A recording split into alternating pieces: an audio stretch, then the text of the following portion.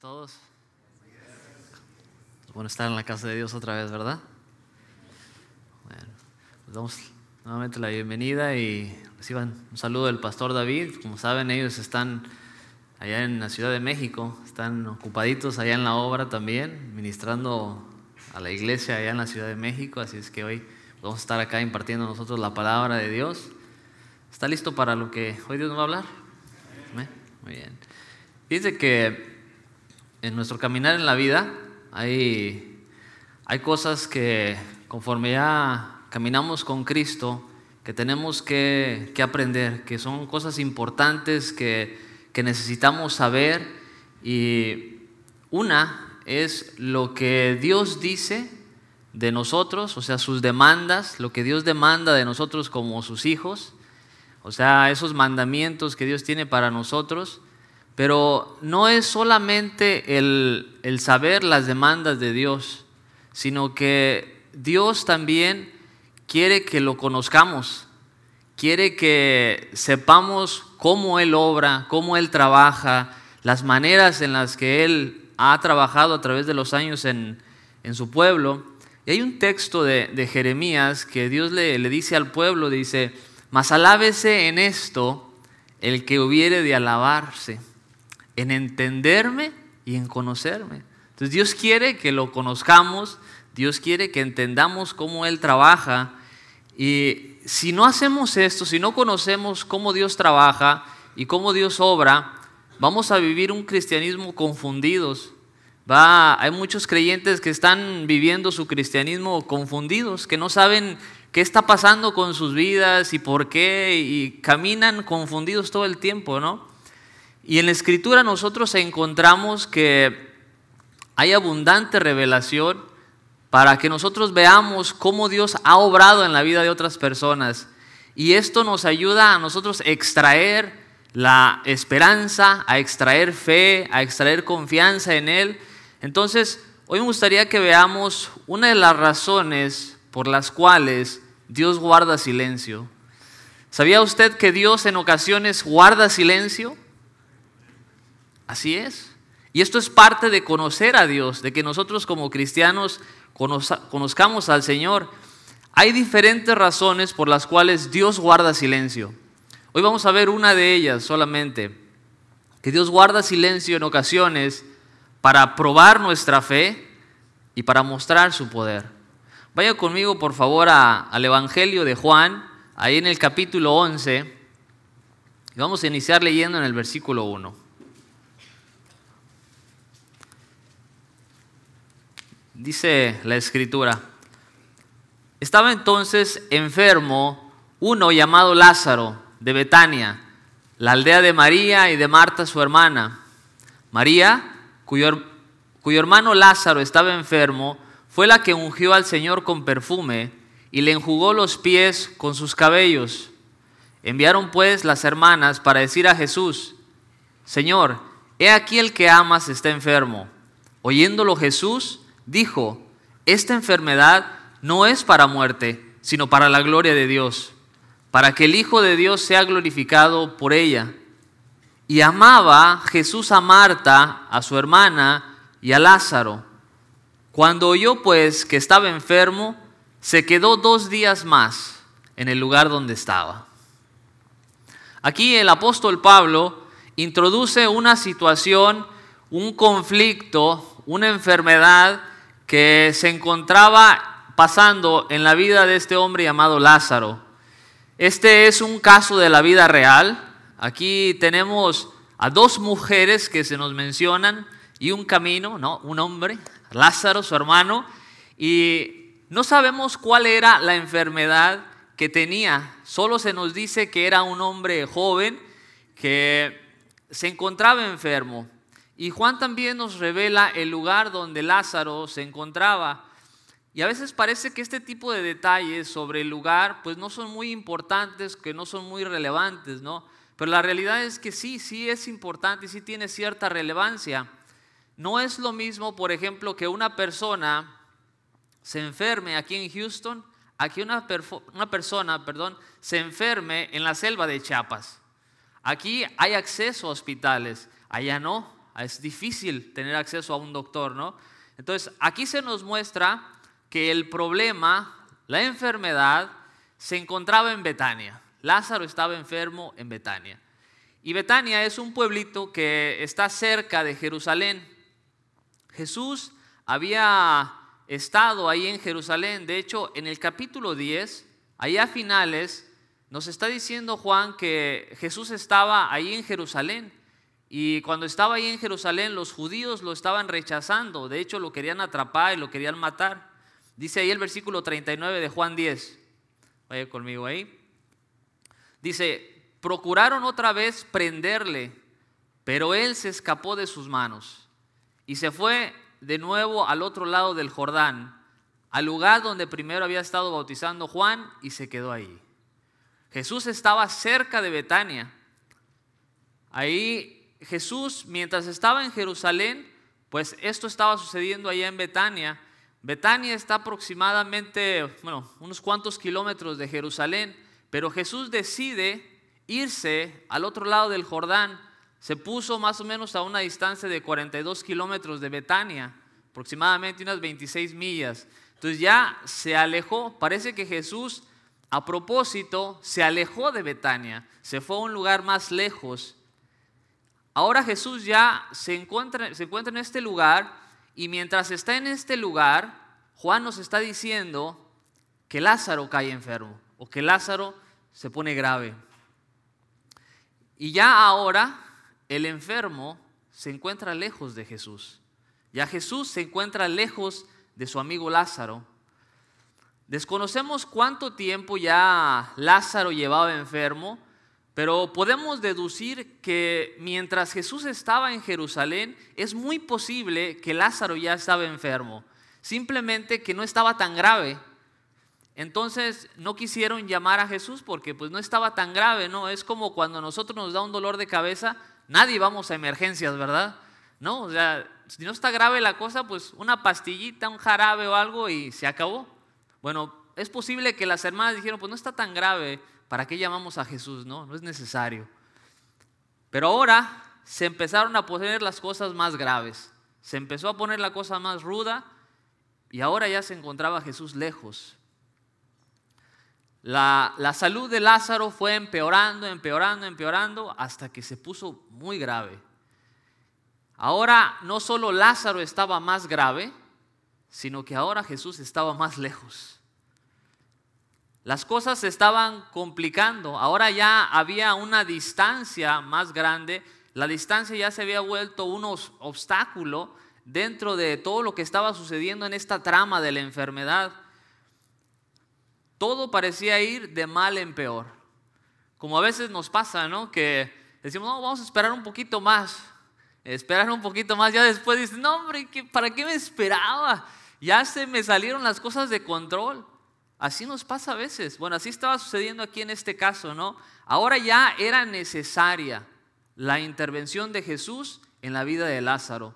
Todo estaba empeorando, todo se estaba volviendo más complicado. Y viendo esta situación que estaba sucediendo, las hermanas de Lázaro tomaron una decisión.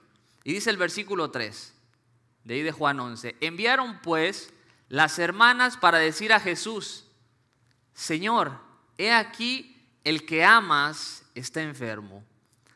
Marta y María le pidieron a alguien que fuera y le entregara a Jesús este mensaje, que le diera esta noticia a Jesús sobre la vida de Lázaro.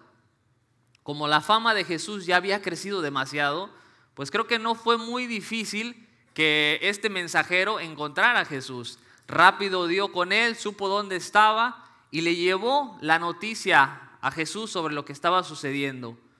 Algo curioso que no sé si a ustedes también les pasó al leer esta historia, es que la petición es un poquito extraña. O sea, la noticia es algo extraña porque muchas veces cuando tenemos una situación así, no lo hacemos nada más como para informar, ¿no? O sea, la situación está grave y si se acercan a Jesús, no es solamente para informarlo, por lo regular es para decirle, Señor, ven.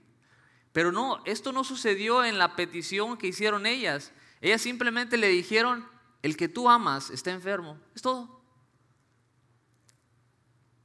Lo más probable es que hicieron esto porque iba implícito, ¿no? Iba implícito en el mensaje. ¿Sabes qué? Te necesita tu amigo. Pero ellas no pidieron a Jesús que fuera rápido a verlo. Tampoco le dijeron, di la palabra y sánalo. O sea, ellas no le dijeron qué era lo que él tenía que hacer. Simplemente se limitaron a darle la noticia a Jesús. Y en el versículo 4 dice, oyéndolo Jesús, dijo, esta enfermedad no es para muerte, sino para la gloria de Dios, para que el Hijo de Dios sea glorificado por ella.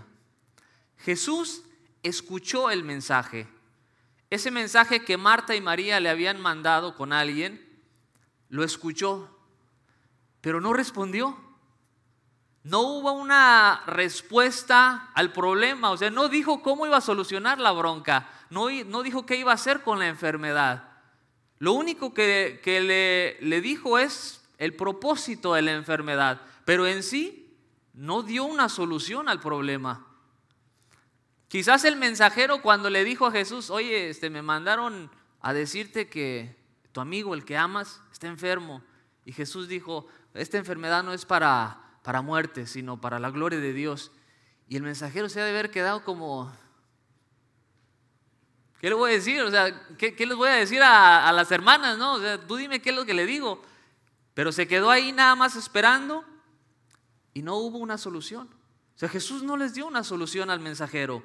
Y el apóstol Juan nos dice algo más en el siguiente versículo, en el versículo 5. Hasta parece como que no encaja dentro de lo que está ocurriendo en la trama, ¿no? Dice el versículo 5, y amaba Jesús a Marta, a su hermana y a Lázaro. Fíjense que Jesús no da una sola palabra más después de cuando Él revela el propósito de la enfermedad.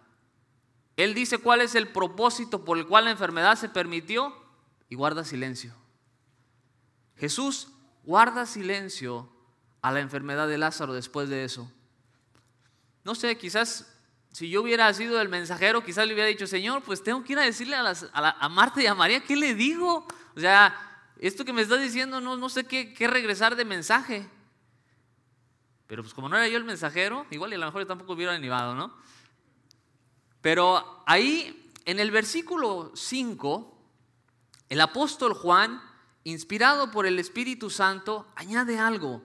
Y este detalle parece como que no encaja muy bien en el trama, pero es muy importante. En el versículo 5, Juan dice, este es Juan hablando, y amaba Jesús a Marta, a su hermana y a Lázaro. Fíjense que este texto es bien necesario y muy importante, porque Juan es quien nos está narrando la situación. Juan es el que está observando y está dando la narrativa. Y aquí Juan solamente nos expresa algo de conocimiento propio de él, no de lo que está sucediendo. Entonces, ahora Juan va a añadir qué es lo que va a hacer Jesús. Ahora Juan, viendo esta situación, después de añadir este detalle, ahora sí Juan nos va a decir qué es lo que Jesús va a hacer. En el versículo 6 dice, cuando oyó pues que estaba enfermo, se quedó 2 días más en el lugar donde estaba. Jesús guarda silencio, ya no vuelve a decir más nada. El mensajero estaba ahí, se quedó ahí y se quedó esperando que Jesús dijera otra cosa, ya no dijo nada Jesús. Ya Juan aquí nos está narrando lo que está sucediendo. Esta acción se podría tomar fácilmente y se podría interpretar como un acto de que en realidad a Jesús no le importaba a su amigo. Quizás el mensajero digo, oye, mira ¿no que muy amigo de Lázaro? O sea, se podría interpretar de esa manera. No le importó. Me tiró al león, como decimos nosotros, ¿no? Porque si tu amigo está enfermo y tienes la posibilidad de sanarlo y está en tus manos hacerlo, lo que se espera, lo mínimo, es que vayas y lo hagas, que actúes, ¿no? Y ¿sabes qué? Pues es mi amigo, sí, voy a ir a hacerlo, ¿no? Pero resulta que Jesús decide esperar 2 días más. Dice, no, se quedó ahí. Simplemente Jesús no dio una respuesta a la petición. Escuchó la petición, dijo el propósito de lo que estaba sucediendo, pero no hizo nada, se quedó ahí. Mientras tanto, María y Marta estaban sufriendo allá, esperando que Jesús respondiera, esperando saber algo de Jesús. Fíjense qué difícil es cuando estamos en una situación grave y acudes a Dios y parece un terrible silencio.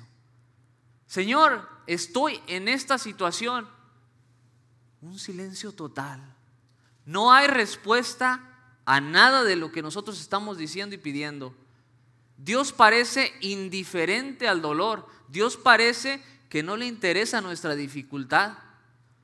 Y nosotros tendemos a interpretar el silencio de Dios como que a Dios no le interesa mi situación, o como que Él no está interesado en mi problema. Yo considero que esta es la razón por la cual el Espíritu Santo guió al apóstol Juan a escribir el versículo 5. Y amaba a Jesús, a Marta, a su hermana y a Lázaro. Observen que fue muy explícito, mencionó a los tres, a Marta, a su hermana y a Lázaro. Nuestra carne y nuestro dolor tienden a irse por el lado donde dice, ¿sabes qué? Dios no me ama. O sea, estoy sufriendo mucho y Dios parece que no le interesa mi vida, no le interesa mi situación. Esto es nuestra carne propia. Empieza a cuestionar, empieza a dudar, como nos hablaba la semana pasada el pastor Memo. Jesús nos dice, Juan nos dice que Jesús sí los amaba. No era que no los amaba, la razón por la cual no respondió. Y la pregunta de los apóstoles quizás ha de haber sido, bueno, si lo ama, ¿por qué no vamos rápido con Él? Y es la misma pregunta que nosotros nos hacemos cuando estamos en situaciones difíciles. ¿Por qué no respondes rápido? Dios, ¿por qué no respondes? Estoy aquí pidiéndote y no respondes. Y Dios guarda silencio. A nadie nos gusta esperar, a nadie. Y resulta que el silencio de Dios está ligado con el esperar. Hay una unión en eso. Hoy en día tenemos una generación donde todo es rápido, ¿verdad? Tenemos comida rápida, tenemos envíos de dinero rápido, tenemos divorcio rápido, tenemos internet rápido, tenemos carros rápidos, trenes rápidos, aviones rápidos, todo es rápido. Y la lista sigue, todo es rápido. Y resulta que a Dios, a veces, aún en este tiempo, le place hacernos esperar. Dios dice, nada, guarda silencio ante nuestra situación. Dios simplemente calla, guarda silencio. El cristiano, si no entiende la manera en que Dios trabaja, los caminos de Dios, llega a pensar que Dios no lo ama, que Dios no lo escucha. Y la respuesta a esto es, ¿será que aquel que creó el oído no puede escuchar? ¿Será eso la razón? Claro que no. En el libro de Génesis tenemos a un hombre que experimentó el silencio de Dios. Un hombre que caminó con Dios y supo esperar en Dios. Ese es el caso de José. José, después de haber sido vendido como esclavo, los que ya conocemos la historia, él fue vendido como esclavo, cayó en la casa de Potifar. En la casa de Potifar resulta que a la mujer de Potifar se le antojó José, se le hizo muy guapo, muy opuesto, y se fue tras sus huesos. Pero José pues no le hizo tirón, no respondió, no quiso acostarse con ella, y resulta que lo metieron a la cárcel, ¿no? Y ahí se encontraba José en la cárcel. Y mientras estaba en la cárcel José, llegaron dos oficiales de Faraón Llegaron ahí el copero y el panadero. Y resulta que cuando llegaron ahí estos dos hombres, ambos tuvieron un sueño en la misma noche. Y José les interpreta el sueño. Y ahí en Génesis 40:12 nos habla sobre la interpretación. Dice Génesis 40:12. Y le dijo José: esta es su interpretación. Los 3 sarmientos son 3 días, y al cabo de 3 días levantará Faraón tu cabeza y te restituirá a tu puesto, y darás la copa a Faraón en su mano, como solías hacerlo cuando eras copero. Después que José le da la interpretación al copero, añade algo más. Dice el versículo 14: acuérdate pues de mí cuando tengas ese bien, y te ruego que uses conmigo de misericordia y hagas mención de mí a Faraón y me saques de esta casa, porque fui hurtado de la tierra de los hebreos y tampoco he hecho aquí porque me pusiesen en la cárcel. José estaba cansado de esperar ya. Aquí dice: yo ya estoy listo para salir. I want out of here. Quiero salir de aquí rápido, ¿no? Y miró al copero y dijo: este es cuando. Aquí es el momento. Dios no le había respondido a José. Y José dice: bueno, esta es mi oportunidad de salida. Aquí es donde yo salgo. Mas resulta que Dios aún no había terminado de tratar con su siervo José. Dios tenía a José en la espera y aún no había terminado con él. No sé cuántas veces José le habría pedido a Dios que lo sacara de la cárcel. La verdad que no sabemos, pero vemos que José ya estaba listo para salir.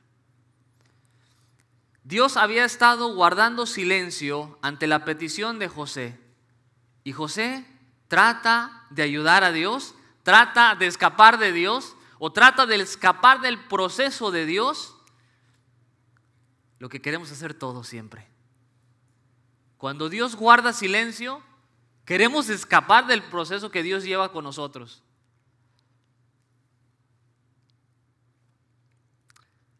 Sentimos que oramos y la oración llega al techo y como que cae de nuevo, como que no llegó hasta donde iba, ¿no? Le faltó fire a la oración, no sé. Pero queremos que Dios responda. Queremos salir rápido de esa situación. Mas en el caso de José, miren lo que sucedió en el versículo 23 de ahí de Génesis. Dice: y el jefe de los coperos no se acordó de José, sino que lo olvidó. ¿Será que Dios no amaba a José? Porque parece que se estaba ensañando con él. Como que le dijo: ahí te va esta, con esta sales. Siempre no, José. Y como que lo estaba vacilando. ¿Será que eso es lo que estaba haciendo Dios con José? No es casualidad que al copero se le olvidó José. No es casualidad.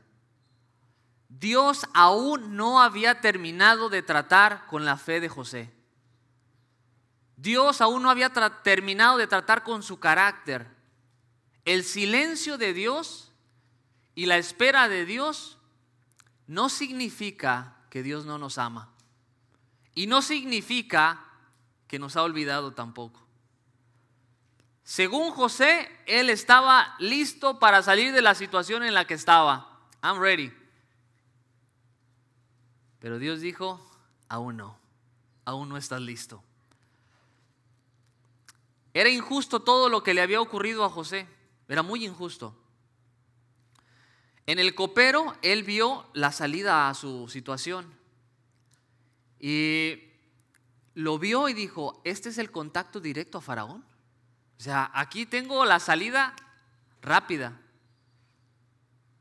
Pero resulta que Dios le cierra la puerta. Le cierra la puerta nuevamente. No sé a cuántos de ustedes les ha pasado eso, ¿no? que miras la salida y dices, por aquí voy a salir. Esta es la respuesta a mi oración que tanto había estado haciendo. Y empiezas a caminar y ¡pum! Se te cierra la puerta en las narices casi. Y dices, ¡ay, Señor, qué pasó! Así no estamos jugando. Yo pensé que por aquí era. Yo pensé que esta era la salida. Yo pensé que este era el tiempo. Y dice, no, aún no es el tiempo. Y Dios guarda silencio. El copero sí sería el medio que Dios usaría para llevarlo a Faraón. Escucha bien, pero no era el tiempo. No era el tiempo. Dentro de las maneras en las que Dios trabaja está esta, donde Dios nos lleva al límite de nuestra fuerza y podemos llegar aún a veces hasta perder la esperanza. El apóstol Pablo experimentó precisamente esto. En una ocasión él se encontraba en una embarcación donde lo llevaban como prisionero y Pablo estaba siendo trasladado a Roma para ser juzgado por el César.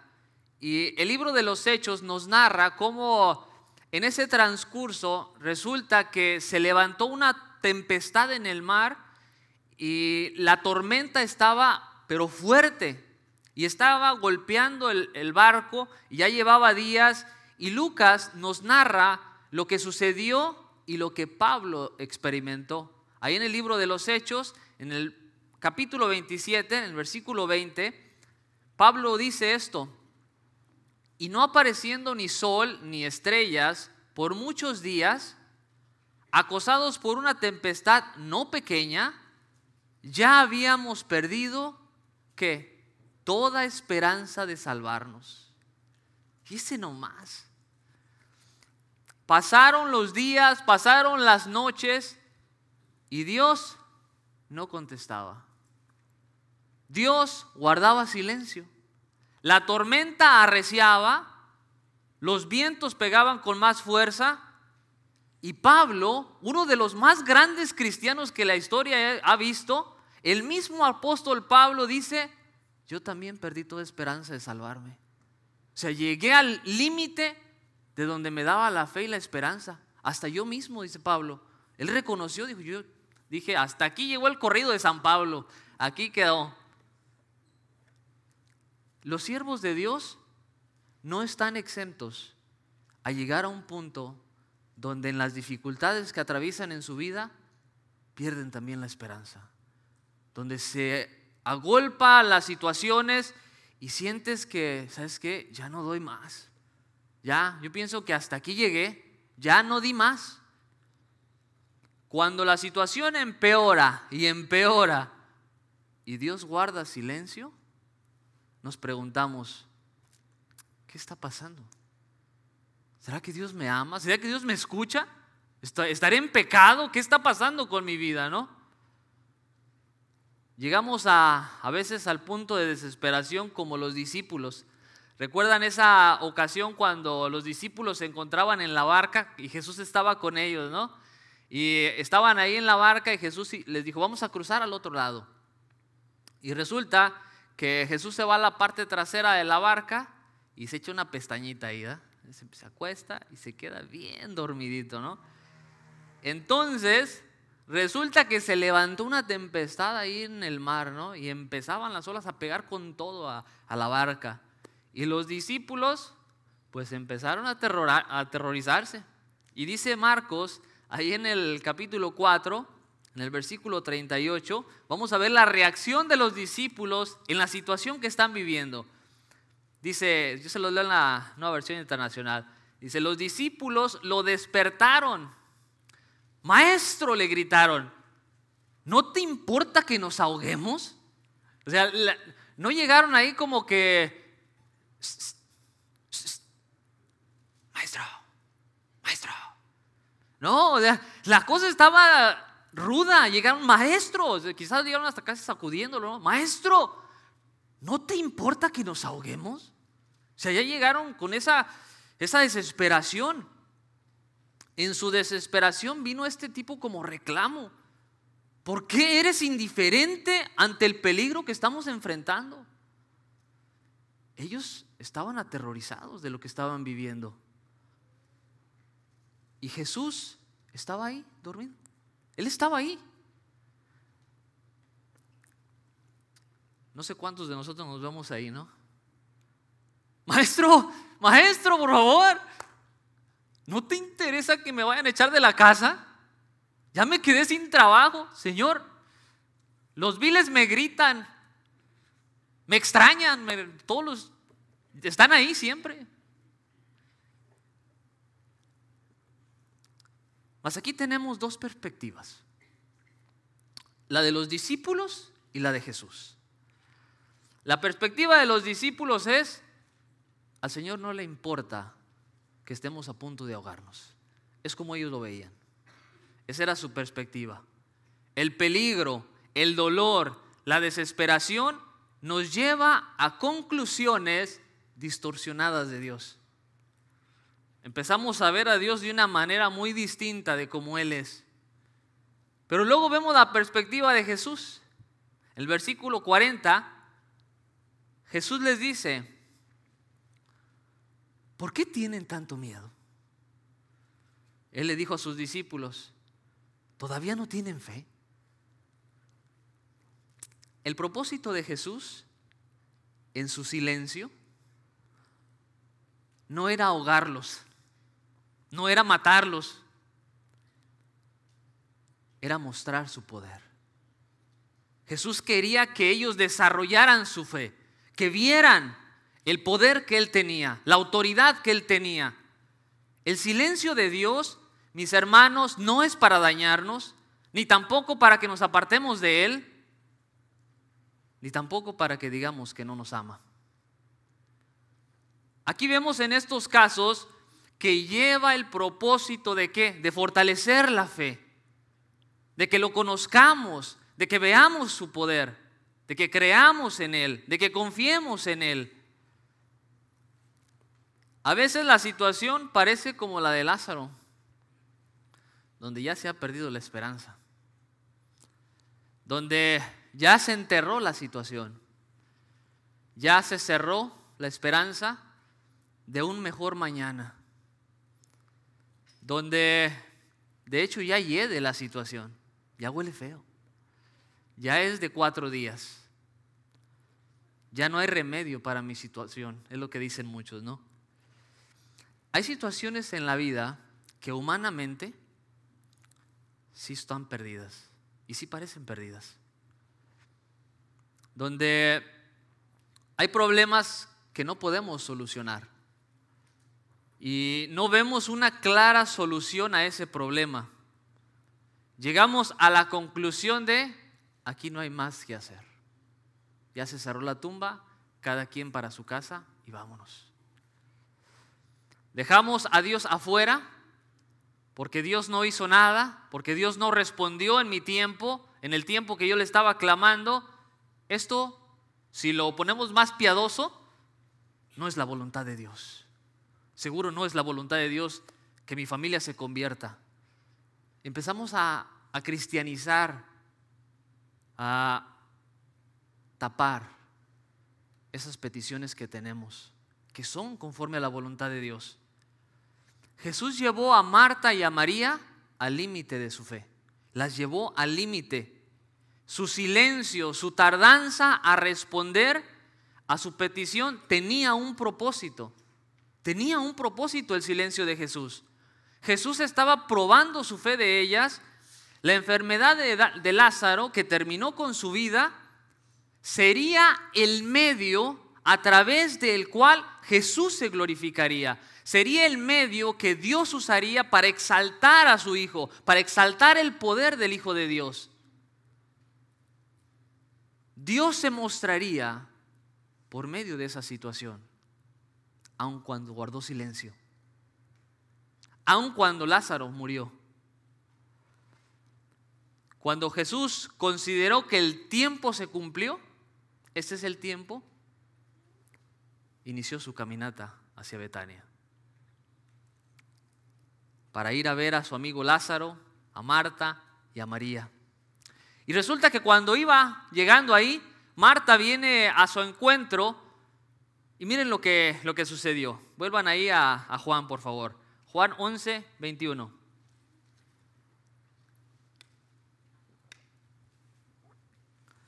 Marta viene a su encuentro y Marta dijo a Jesús: Señor, si hubieses estado aquí, mi hermano no habría muerto. Mas también sé ahora que todo lo que pidas a Dios, Dios te lo dará. Oye, se escucha buena la respuesta a la segunda de Marta, ¿verdad?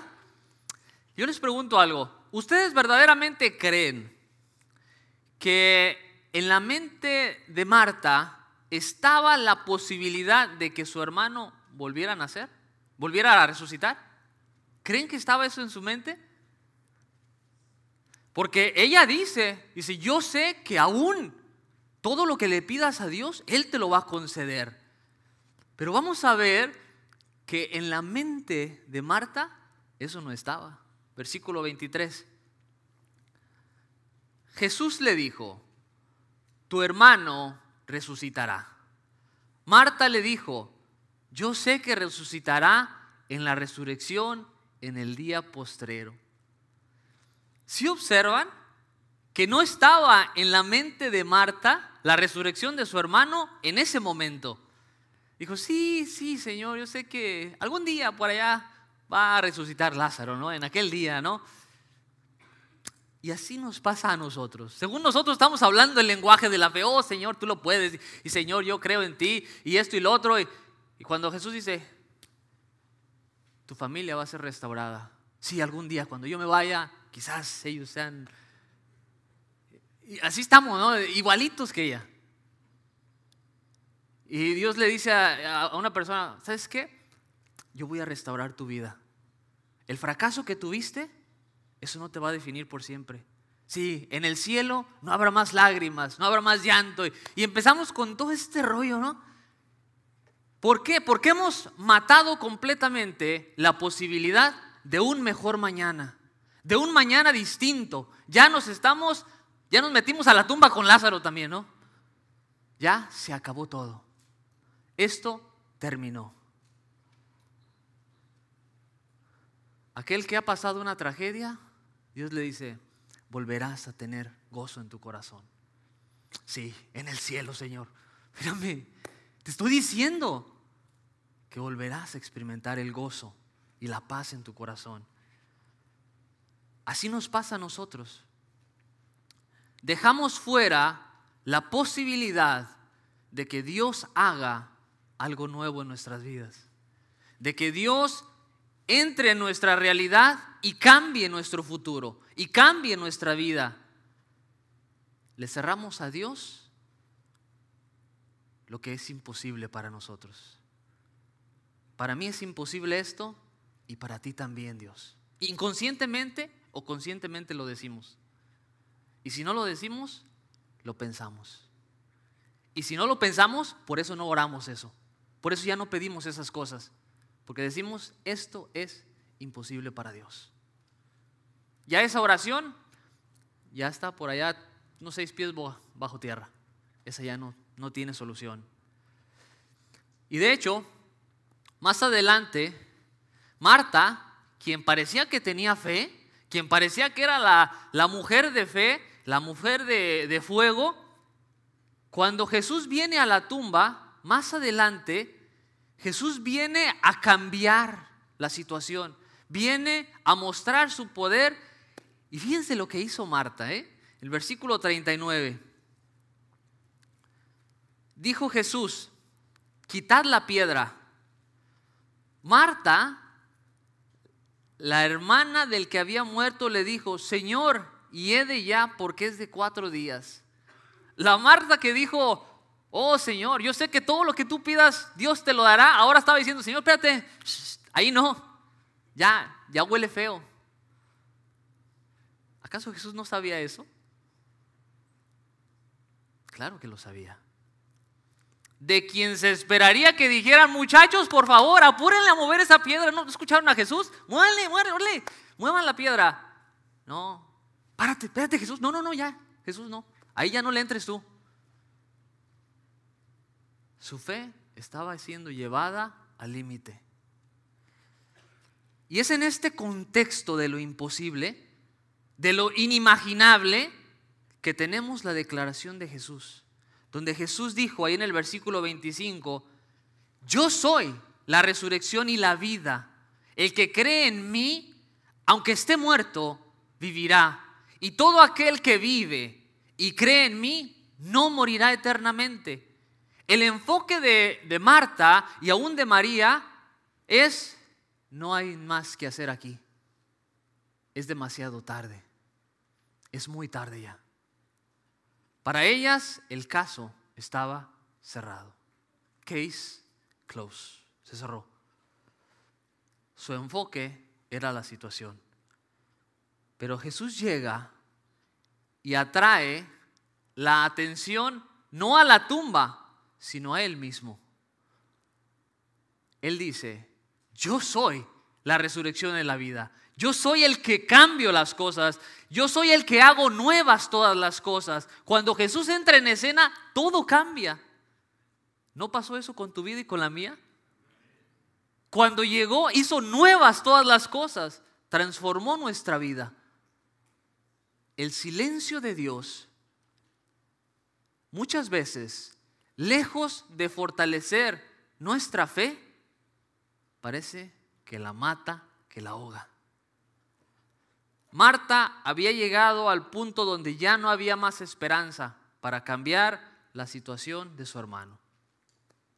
La muerte había sellado con la posibilidad de la vida de su hermano. Se acabó. Todo había terminado. Mas encontramos que el silencio de Dios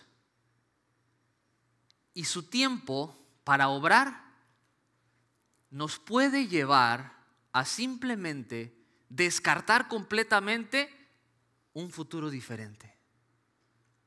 Dios guarda silencio y yo estoy esperando, entonces yo digo: se acabó. Aquí no hay más que hacer ya. Esta petición, ya no. Es imposible para Dios. Al Jesús retardar su venida y su intervención, tenía un propósito. Tenía un propósito su espera. Tenía un propósito su silencio. El silencio de Jesús no era la respuesta a la petición de Marta y de María.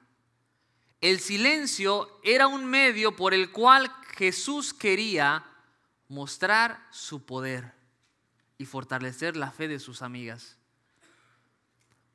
Si observan, la naturaleza del problema que ellas tenían, o sea, la enfermedad y la muerte de Lázaro, no estaba al alcance de ellas. O sea, no la podían solucionar.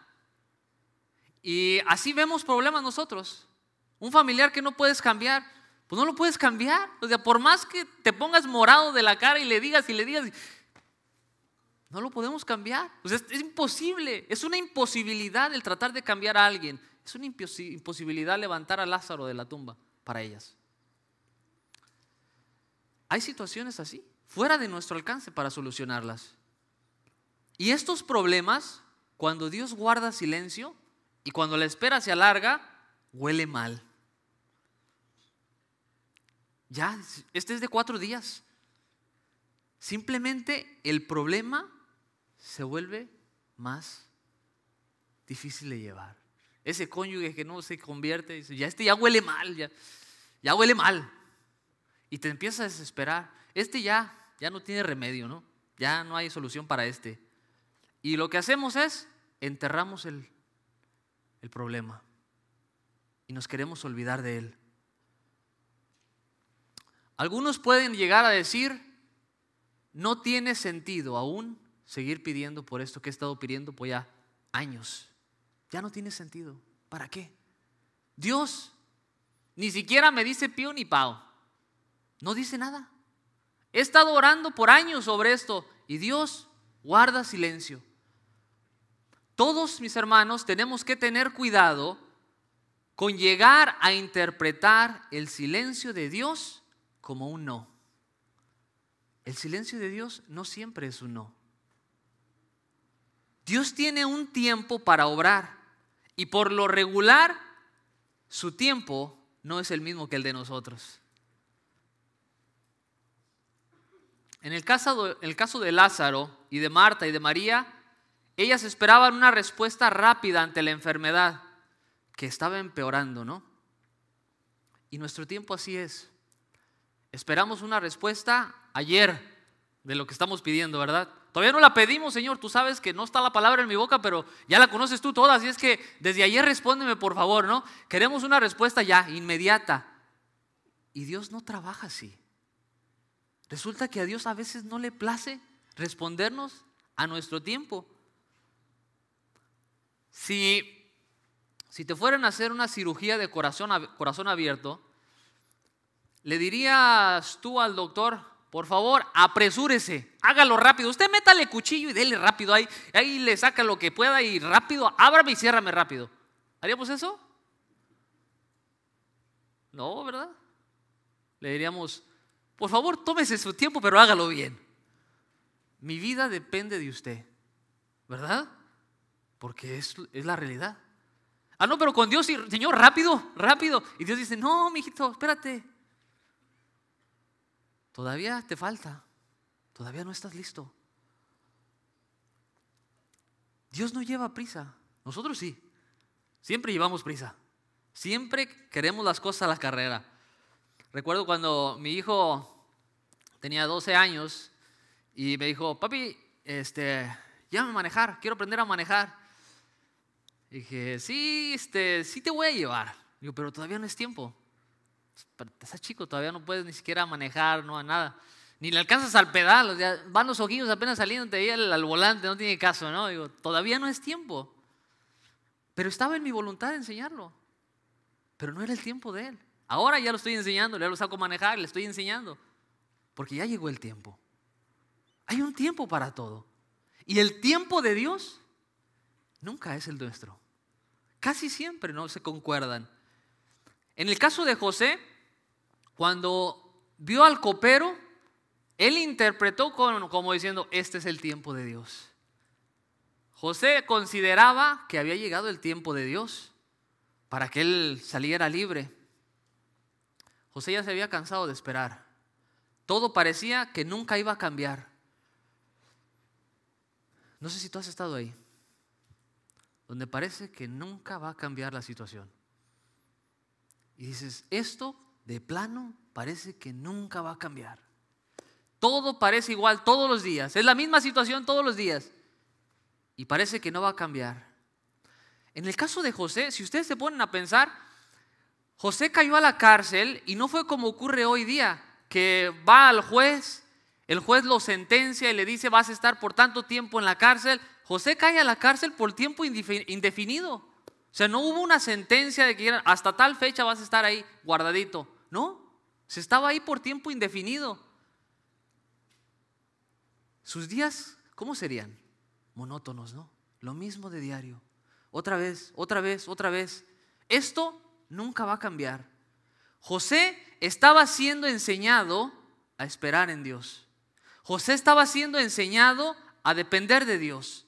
José estaba siendo enseñado a confiar en Dios. Cuando todo parecía monótono, cuando todo parecía sin sentido, Dios estaba obrando en su silencio. Y nosotros interpretamos el silencio como que nada está pasando. Y no, mis hermanos. En el silencio de Dios, Dios está obrando. Dios está tratando con nuestro corazón. Y estas lecciones, mis amados, se aprenden en el silencio de Dios, en la espera, cuando estamos esperando. Dios tiene un tiempo para todo, para todo. Salomón en el libro de Eclesiastés dijo, todo tiene su tiempo. Todo lo que se quiere debajo del cielo tiene su hora. Todo tiene su tiempo. El silencio de Dios tiene una fecha y tiene un día. El asunto es que no lo conocemos. Ahí es donde patinamos, porque no lo conocemos. El silencio de Dios no es para siempre. No siempre Dios guarda silencio. Para Marta y para María, el silencio de Jesús duró 4 días. Y Él se presentó. Él llegó, Él respondió, no cuando ellas lo pidieron, pero llegó. Y algo de lo que tenemos que estar seguros, mis hermanos, es que Jesús nunca llega tarde. Él no llega tarde. Nosotros pensamos que sí llegó tarde. Se le pasó el camión a Jesús o no sé qué pasó, pero no llegó a tiempo. No, sí. Él llegó a tiempo. Él llega a tiempo. Para Marta y para María y aún para los judíos que estaban ahí con ellas, o sea, ellos no entendían por qué. O sea, aún ahí en la escritura en Juan 11:37 nos dice lo que los judíos estaban viendo y no entendían bien. Dice ahí el versículo 37, y algunos de ellos dijeron, ¿no podía este que abrió los ojos al ciego haber hecho también que Lázaro no muriera? O sea, la gente no entendía. ¿Cómo es que este hombre hace esto allá, pero con Lázaro no? ¿Por qué esperó? ¿Por qué lo dejó que se muriera? Había una confusión en la gente. Y así hay confusión entre muchos cristianos que no entienden el proceso que Dios tiene y los tratos que Dios tiene. Su retardo de Jesús, para muchos de ellos lo habían interpretado como una falta de amor y una falta de interés. A este Jesús, mira, no quemó a su amigo, lo dejó que se muriera. Si sanó a los ciegos, ¿por qué no sanó a su amigo? O sea, no entendían. Y Dios está más interesado en su gloria que en nuestra comodidad. En aquello que a Él le va a dar gloria es donde Él se interesa más. No quiere decir que Dios sea indiferente a nuestro dolor, que no le importe. Lo que Dios quiere es que veamos su poder, que veamos lo que Él hace con aquellos que confían en Él, con aquellos que esperan en Él, porque Él no se olvida de sus hijos. Cuando Dios nos hace esperar, ahí nosotros empezamos a debilitarnos en la fe y nos empezamos a achicopalar, como decimos. Nos empezamos a agüitar. Señor, Jesús muchas veces espera a que la tormenta esté a su máximo potencia del viento para entonces entrar en acción. En los discípulos en la barca, Jesús esperó a que la tormenta arreciara y que todo pareciera perdido. De esta manera, fíjense bien, no era que se estaba ensañando con ellos. Al Jesús esperar a que la tormenta se arreciara y todo pareciera perdido, Jesús quería que sus discípulos pudieran ver que Él tiene el poder sobre la mismísima naturaleza. Y los hizo esperar. Y Él esperó y guardó silencio. No era que no estaba consciente de lo que estaba sucediendo. Él a propósito esperó a que todo pareciera perdido. A propósito lo hizo. Y es que es de suma importancia que los creyentes, que el cristiano esté bien cimentado en Cristo y en su poder. Porque si no, si el fundamento no está sólido, toda la casa se cae. Y nosotros tenemos que ser gente que confía completamente en Dios, que confía completamente en Cristo.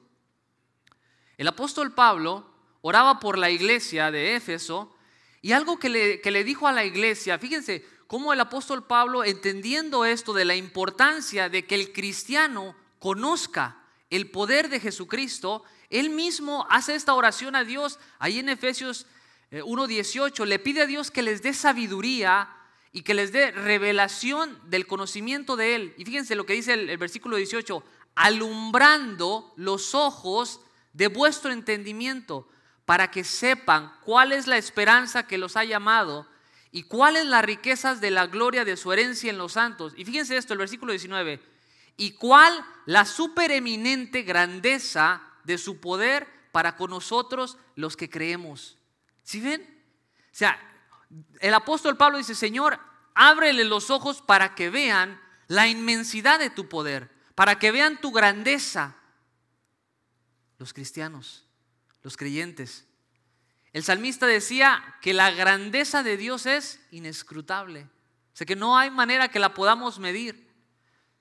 Si su grandeza es tal y no se puede medir, y su poder es ilimitado para todos los que hemos creído en Él, ¿cómo es que podemos llegar, escuche bien esto, a ver a Dios como un ser que solo obra de acuerdo al tamaño de nuestra cajita?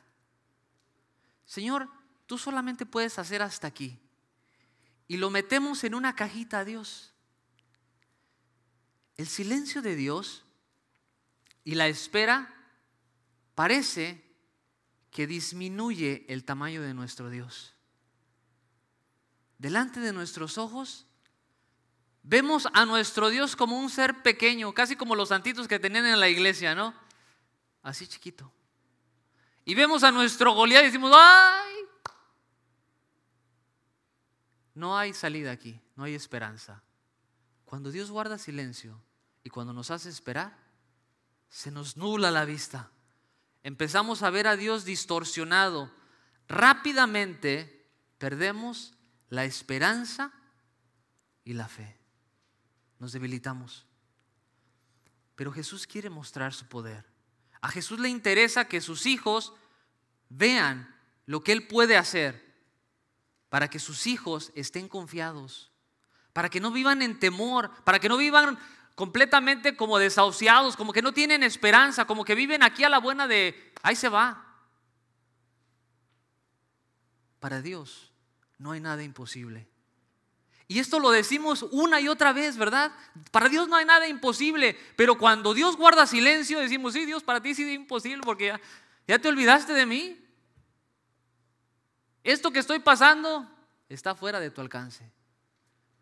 Aunque decimos que para Dios no hay nada imposible, cuando Dios guarda silencio, empezamos a patinar. Y cuando Dios nos hace esperar, patinamos más recio. ¿Sí? Después de 4 días de muerto, ya el cuerpo de Lázaro obviamente había empezado el proceso de descomposición. Y Jesús llega ahí a esa escena y trae el aliento de vida nuevamente a ese cuerpo. Dios tiene propósitos cuando nos hace esperar. No es que simplemente no le interesa. Para José pasaron 2 años más después que el copero se olvidó de él. Pero ¿saben qué? Llegó el tiempo de Dios, el kairos de Dios, el tiempo preciso que Dios ha determinado para responder a nuestras oraciones llegó para José.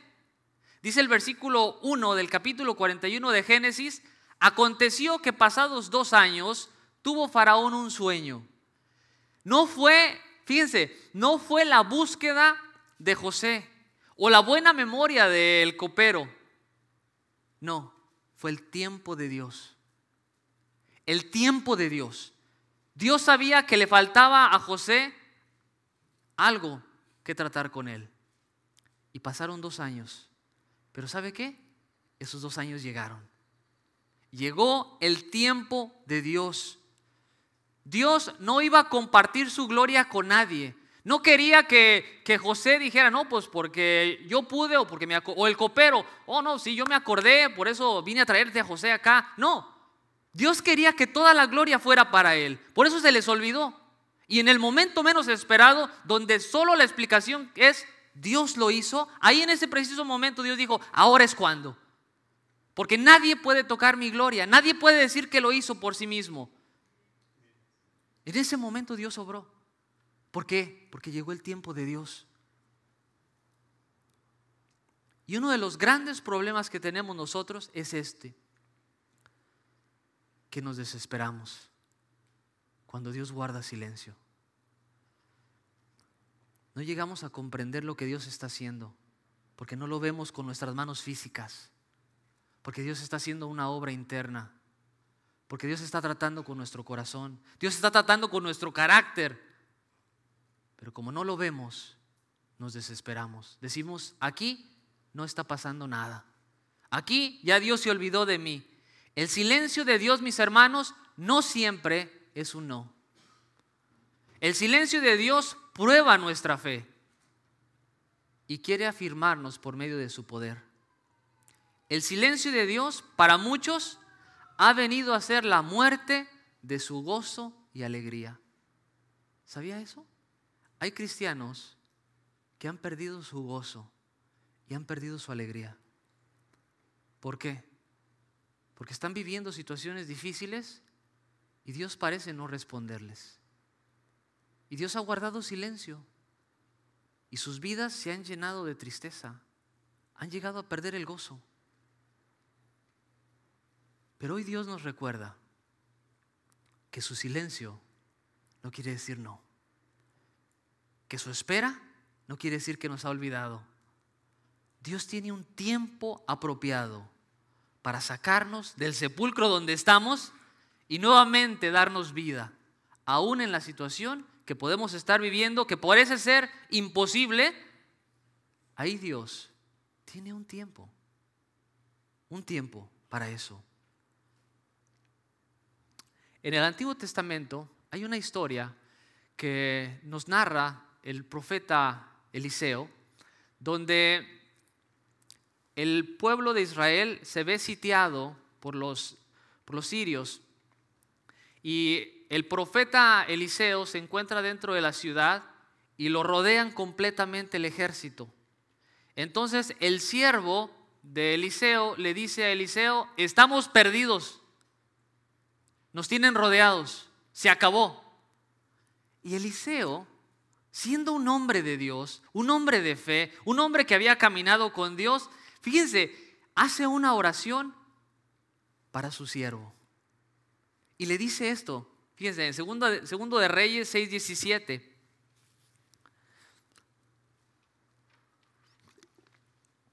Y oró Eliseo y dijo: te ruego, oh Jehová, que abras sus ojos para que vea, los ojos del siervo. Entonces Jehová abrió los ojos del criado y miró. Y he aquí que el monte estaba lleno de gente de a caballo y de carros de fuego alrededor de Eliseo. Si tan solo pudiéramos ver lo que Dios está obrando cuando guarda silencio, como este siervo, levantaríamos nuestro rostro y decíamos: Señor, aquí estoy. Porque Dios no está ajeno a nuestra situación. El siervo dijo: está todo perdido. Pero el profeta le dijo: estás equivocado. Quiero que veas. Dios abre los ojos de este hombre para que vea que mayor es el que está en nosotros que el que está en el mundo. Que mayor es aquel que vive en nosotros. Lo que pasa es que las situaciones y el dolor nos nublan nuestra vista. Cuando Dios guarda silencio, no es porque no nos ama. Cuando Dios guarda silencio, no es porque no nos ha escuchado. Cuando Dios guarda silencio, no quiere decir que no va a responder. Cuando Dios guarda silencio, Él quiere mostrarnos su poder. Cuando Dios guarda silencio, Él está probando nuestra fe. Termino con esto, mis amados. Hay una historia, una reflexión que me pareció muy interesante. Dicen que en una ocasión se encontraba una mujer y llegó a una tienda y en esa tienda vio una tacita. Y esta tacita de porcelana era hermosa. Y en el momento tomó la tacita y la tacita empezó a hablarle. Entonces la tacita le dice: usted no entiende. Yo no siempre he sido esta taza que está usted sosteniendo. Hace mucho tiempo yo era solo un simple montón de barro. Hace mucho tiempo yo era solo un montón de barro y mi Creador me golpeó, me formó, me moldeó amorosamente. Llegó un momento en el que yo me desesperé y le grité: por favor, déjame en paz. Pero solo me sonrió y me dijo: espera un poco más. Todavía no es tiempo. Después me puso en un horno. Yo nunca había sentido tanto calor. Me pregunté: ¿por qué mi Creador quería quemarme? Así que toqué la puerta del horno y a través de la ventana de ese horno pude leer los labios de mi Creador que me decía: espera un poco más. Todavía no es tiempo. Finalmente se abrió la puerta. Mi Creador me tomó y me puso en una repisa para que me enfriara. Oh, así sí, mucho mejor. Y en ese mismo instante, apenas me había enfriado, me empezó a cepillar y me empezó a pintar. El olor de la pintura era horrible. Sentía que me iba a ahogar. Por favor, detente, le gritaba. Pero él solo movía la cabeza, haciendo un gesto negativo. Me decía, espera un poco más, todavía no es tiempo. Al fin dejó de pintarme, pero esta vez me volvió a meter a otro horno. No era como el primero, sino que era mucho más caliente. Ahora sí dije, me voy a sofocar y me voy a morir. Le rogué, le imploré que me sacara, grité y lloré, pero mi Creador solo me miraba diciendo, espera un poco más, aún no es tiempo. En ese momento me di cuenta que estaba perdida. Me dije, no hay esperanza para mí. Nunca lograría sobrevivir el calor de este horno. Justo cuando estaba a punto de darme por vencida, se abrió la puerta. Mi Creador me tomó cariñosamente y me puso en una repisa que era aún más alta que la primera. Y allí me dejó un momento para que me refrescara. Después de 1 hora de haber salido, esa no podía ser yo, decía la tacita. Era hermosa lo que miraba. Lo que yo miraba era algo hermoso. Y me dijo mi Creador, yo sé que te dolió, que te hubiera golpeado, que te hubiera moldeado con mis manos. Pero si te hubiera dejado como estabas, te hubiera secado.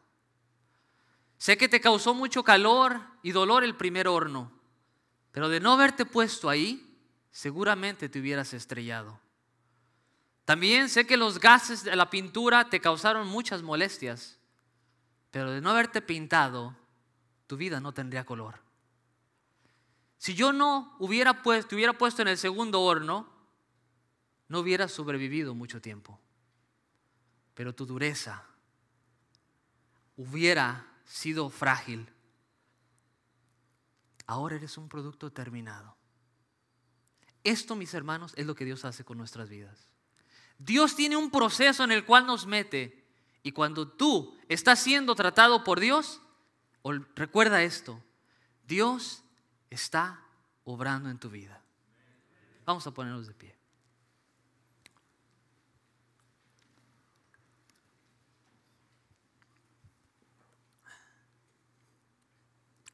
Mis amados hermanos, Dios sabe lo que hace.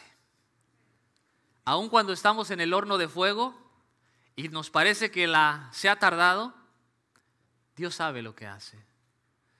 Si tú estás pasando un tiempo de el silencio de Dios y has llegado a perder la esperanza, hoy es tiempo de que renueves tu esperanza.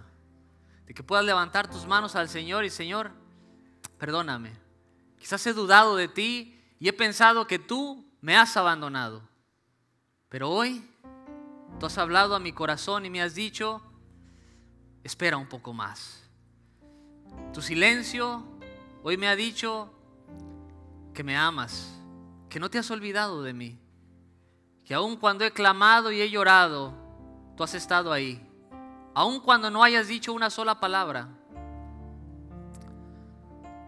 Este día el Señor ha venido a afirmar nuestros corazones y a recordarnos que su silencio no quiere decir que no nos ama, que su silencio no quiere decir que se ha olvidado, que su silencio es porque quiere que veamos su poder. Gracias te damos, Padre.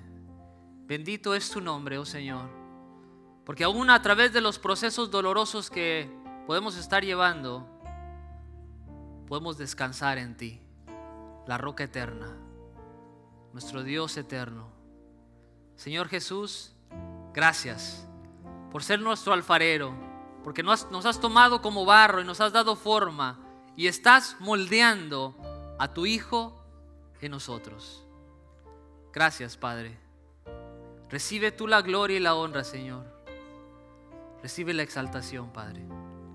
En el nombre de Jesús. Amén. Dios les bendiga, mis hermanos.